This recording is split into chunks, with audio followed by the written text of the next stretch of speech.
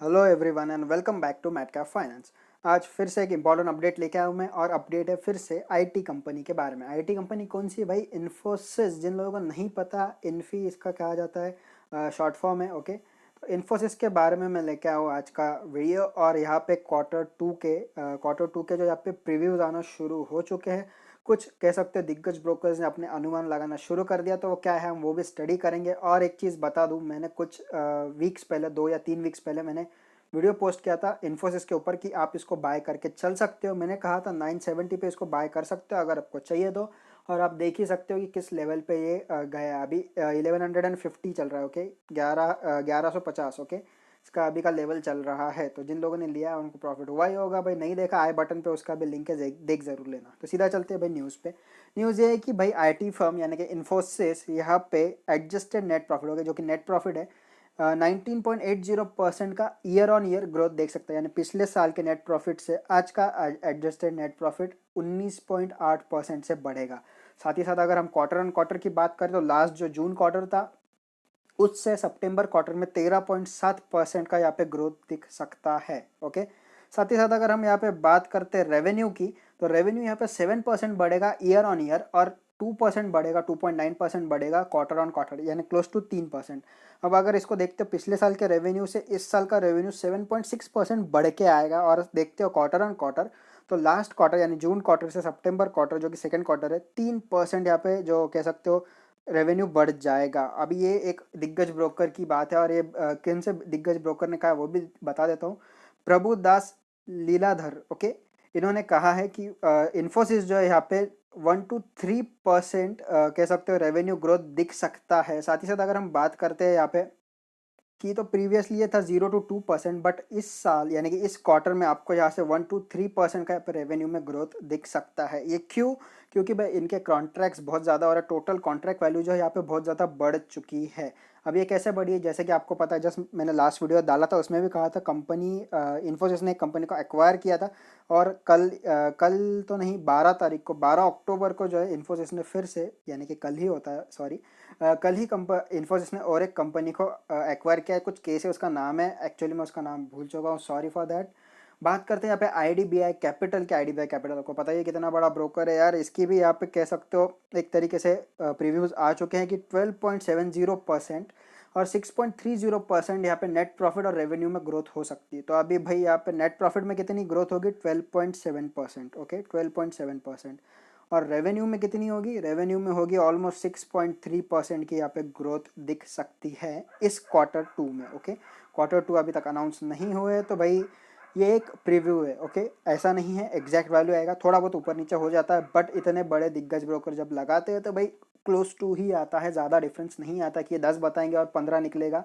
वैसे तो अच्छी बात ही है, बट 10 बताएंगे 3-4 निकलेगा, ऐसा नहीं होता है। ओके, साथ ही साथ अगर आप यहाँ पे बात करते हो लोअर एंड की, तो ऑलमोस्ट 1.2% रेवेन्यू ग्रोथ, जैसे कि हमने अभी लास्ट देख लिया जो लीलाधर जी ने कहा था, उसी तरीके से यहाँ पे आईडीबीआई ब्रोकर का भी सेम ही कहना, 1 to 3%, 1 to 2% यार क्लोज इनफ है। इतना ज़्यादा कह सकते हो आप, पॉइंट टू पॉइंट नहीं कंपेयर कर सकते दो लोगों के एनालिसिस को। बात करते हैं यहाँ पे इन्फोसिस की, तो भाई इन्फोसिस का अभी मार्केट कैप चल रहा है 4,93,154 करोड़ का। जल्दी 5 लाख करोड़ की कंपनी होने वाली है। ओके, क्यों कह रहा हूँ वो बाद में पता चल ही जाएगा आपको। बात करते हैं इंडस्ट्री पी की, तो 29 का इंडस्ट्री पी चल रहा है, बहुत ही शानदार पी है इंडस्ट्री का। और अगर इन्फोसिस के पी की बात करोगे तो 30 का पी चल रहा है। अगर आप इंडस्ट्री से कंपेयर करोगे तो इतना ज़्यादा महंगा नहीं है, ठीक ठाक फेयर वैल्यू पे मिल रहा है।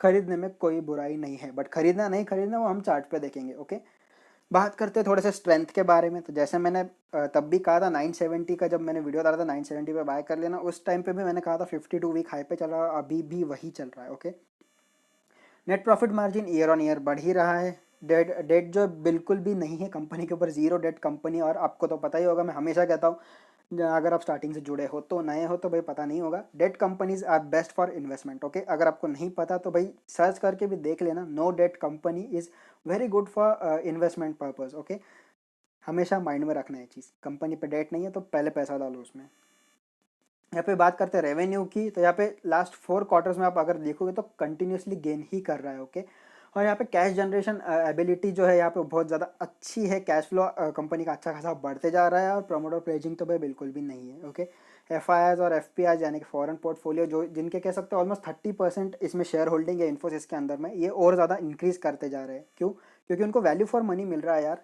कह सकते हो कि उनको पैसे के बदले रिटर्न्स अच्छे मिल रहे होंगे तभी इन्वेस्टमेंट बढ़ा रहे हैं ना। ऐसा तो कोई बढ़ाएगा नहीं कि भाई नुकसान हो रहा है और मैं पैसा डालूँ, हो रहा है, ऐसा कोई नहीं करता। ओके, ऑलमोस्ट 20% गेन किया है एक मंथ के अंदर में। वो तो हम चार्ट पे देख ही लेंगे किस तरीके से किया, और मोमेंटम भाई बहुत ही ज़्यादा अच्छा है, इसका अप ट्रेंड बहुत ज़्यादा स्ट्रांग है, वो भी हम देख लेंगे इंडिकेटर्स की सहायता से। बात करें वीकनेस की, ROA डिक्लाइन कर रहा है, रिटर्न ऑन एसेट यानी कि एसेट्स को अच्छे से यूज़ नहीं कर रहा है। बट मैं जानता हूँ भाई नारायण मूर्ति को, ये बहुत अच्छे तरीके से मैनेज कर लेंगे इस चीज़ को, इनका मैनेजमेंट बहुत ही ज़्यादा तगड़ा है। आपको पता ही होगा यार, ये रतन टाटा के साथ काम कर चुका है। रतन टाटा आपको पता ही है कितनी बड़ी हस्ती है। साथ ही साथ अगर हम नेट प्रॉफिट की बात कर ले तो क्वार्टर ऑन क्वार्टर थोड़ा सा कम जरूर हुआ था यार, कोरोना की वजह से Q1 के रिजल्ट सबके ही थोड़े बहुत डगमगा गए थे, लेकिन अभी सब कुछ ठीक होते जा रहा है, संभलता जा रहा है। विप्रो भी देख लेना यार कितना ज़्यादा हुआ है अभी तो। बात करते हैं यहाँ पे प्रॉफिट की, तो लास्ट 2 क्वार्टर से प्रॉफिट भी गए हैं यार, ये तो ऑब्वियस सी बात है। कोरोना के चलते कौन सा प्रॉफिट का क्वार्टर रिजल्ट अच्छा आएगा, प्रॉफिट कोई कंपनी नहीं बना रही, सर्वाइव करना ही बहुत बड़ी बात होती है।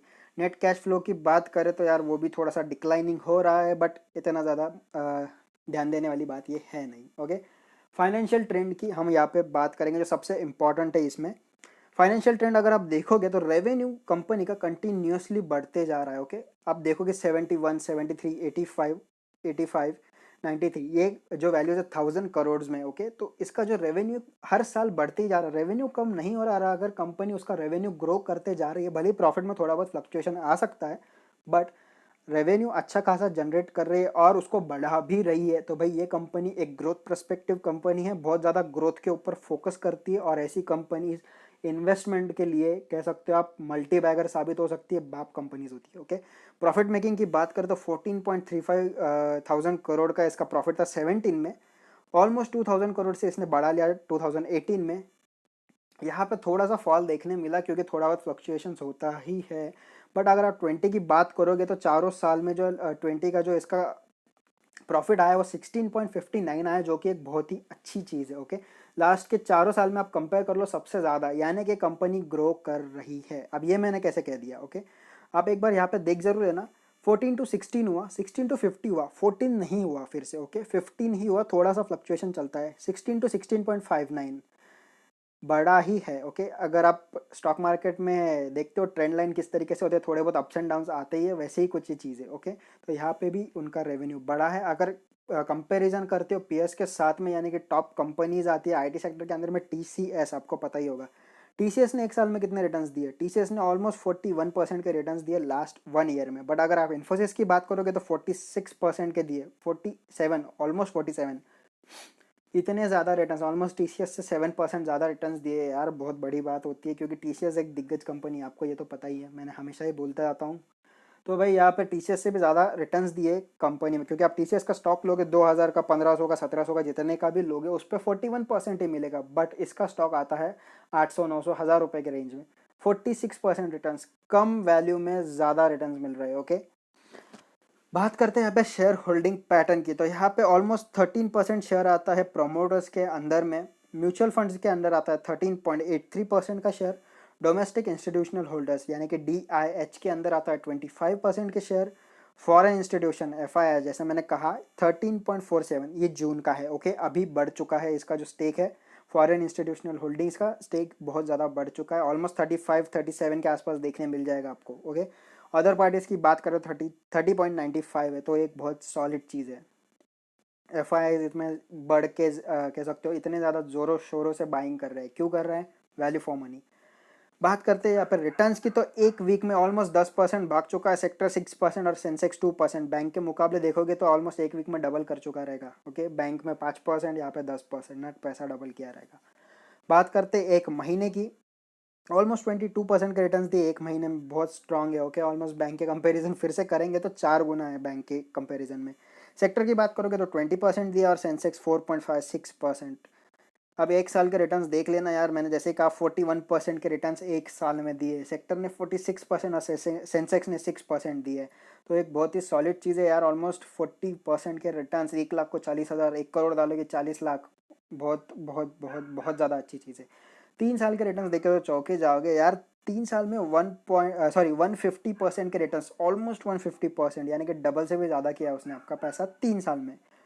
अभी आप बैंक में डाल के देखो, डबल तो होता ही नहीं है पैसा, पहली चीज़ तो ये। और आपको इन्फोसिस का चार्ट तो आगे दिखाई दूंगा, कितना भारी चार्ट है, भारी, ये हमारी लैंग्वेज में कहते हैं बहुत ही ज़्यादा सॉलिड चार्ट है। ओके, तो सेक्टर की बात करें 97% के रिटर्न, सेंसेक्स की बात करें तो 25% के रिटर्न। सॉरी, थोड़ा बहुत फंबल हो रहा हूँ, वैसे आज ज़्यादा टायर्ड हूँ मैं। बात करते हैं चार्ट की।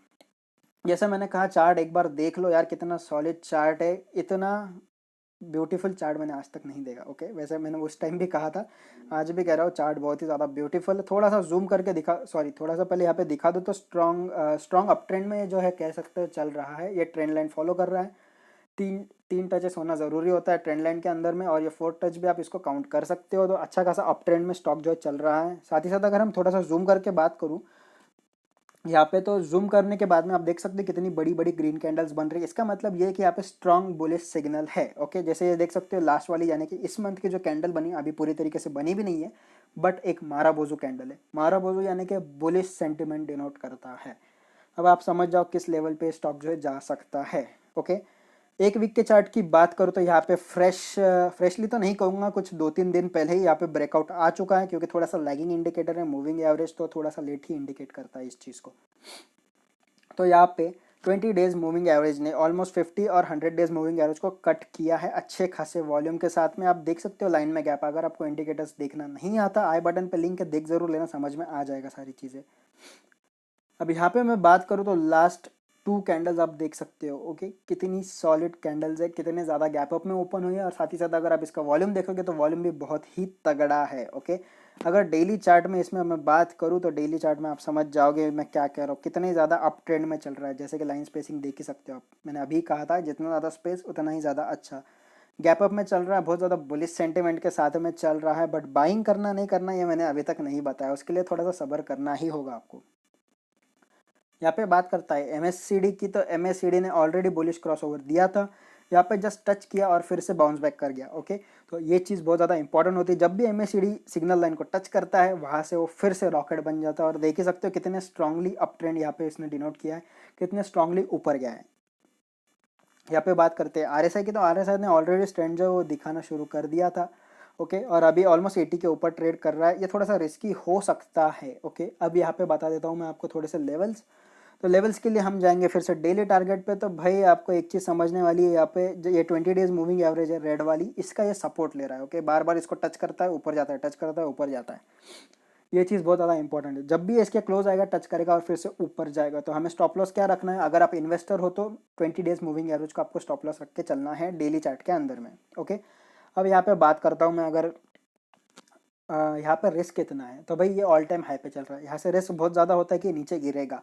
अब Q2 के रिजल्ट ही ऐसे जो इसको संभाल सकते हैं। अगर Q2 के रिजल्ट पॉजिटिव आए तो आपको किस लेवल पे देखने को मिल सकता है, तो ये आपको 1300 के लेवल पे भी देखने को मिल सकता है। ओके, बट अगर ये इतने एज एक्सपेक्टेड नहीं आए तो ये आपको 1000 रुपीज़ पे भी आता हुआ दिखेगा, क्योंकि 20 डेज मूविंग एवरेज इसका सपोर्ट है। ओके, तो इसको आप बाय करके चल सकते हो, ऐसा कुछ नहीं कि नहीं बाय करोगे। इन्वेस्टमेंट कर रहे हो तो आपके लिए कोई भी लेवल बेटर है, बट ये कंपनी का ग्रोथ पर्सपेक्टिव बहुत ही ज़्यादा है। बाय करोगे आपको कभी कह सकते हो दुख नहीं होगा कि मैंने इस कंपनी को क्यों बाय किया, जैसे कि मैंने चार्ट पहले ही दिखा दिया था। तो बाय कर सकते हो 1300 के टारगेट के लिए।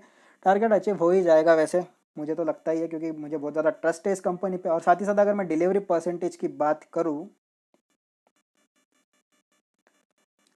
तो डिलीवरी परसेंटेज यहाँ पे था 41% का डिलीवरी परसेंटेज। आज का जो था, जितने भी स्टॉक ट्रेड हुए, समझ लीजिए 100 स्टॉक ट्रेड हुए, जिसमें से 41 स्टॉक कह सकते हो डिलीवरी पर्सपेक्टिव से बाय किए गए थे। तो 41% इज़ वेरी गुड। आप मुझे पहले से जानते होगे, तो 20 to 25% इज़ आइडियल, और उसके ऊपर होता है तो बहुत ही अच्छा। तो 41% इज़ वेरी गुड।